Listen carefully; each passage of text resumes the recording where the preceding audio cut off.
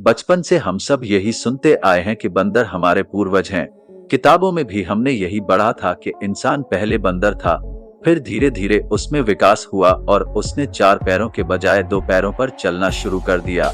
लेकिन जरा सोचिए, अगर कोई आपसे ये कहे कि हम बंदर से नहीं बल्कि एलियन से बने हैं, तो आपको कैसा लगेगा? ये सुनने के बाद शायद आप हैरान रह जाएंगे, लेकिन ये सच है। बात हैरान करने वाली जरूर है, लेकिन एक रिपोर्ट में कुछ ऐसा ही कहा गया है। Human are not from Earth, a scientific evaluation of the evidence नाम के एक किताब में इंसानों को एलियन बताया गया है। सिर्फ यही नहीं, इस किताब में इंसानों को एलियन बताने वाले 13 हाइपोथेसिस और 17 फैक्टर्स भी गिनाए गए हैं। तो चलिए विस्तार से जानते हैं इस रिपोर्ट के बारे में। इस बारे में अध्ययन करने वाले विशेषज्ञों का कहना है कि इंसान धरती पर मौजूद सबसे बुद्धिमान जीव है, लेकिन वह धरती के मौसम पर्यावरण के हिसाब से जीवित रहने लायक नहीं है।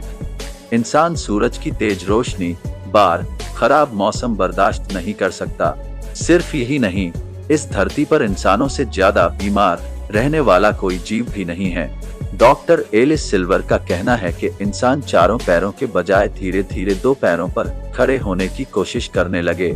इस चक्कर में उन्हें पीठ के दर्द का भी करोड़ों सालों तक सामना करना पड़ा।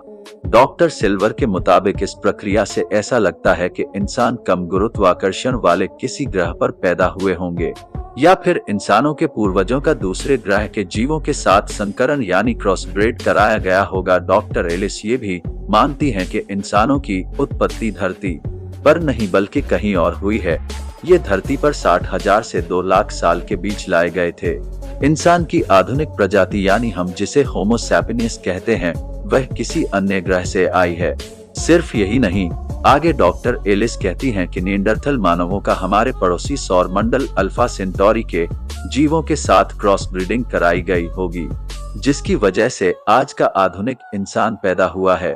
डॉक्टर एलिस के अनुसार हो सकता है कि एलियंस ने इंसानों को तमीज और तरीका सिखाने के लिए जेल के तौर पर धरती का इस्तेमाल किया हो, क्योंकि दुनिया में ऐसे कई लोग हैं जो खुद को इस धरती का नहीं मानते।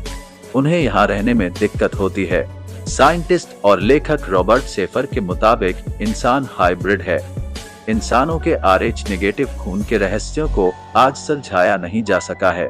अगर सारे मनुष्य इंसानी प्रजाति की वंशावली होते तो सबका खून एक दूसरे से रिएक्ट नहीं करता, बल्कि वह मिलता।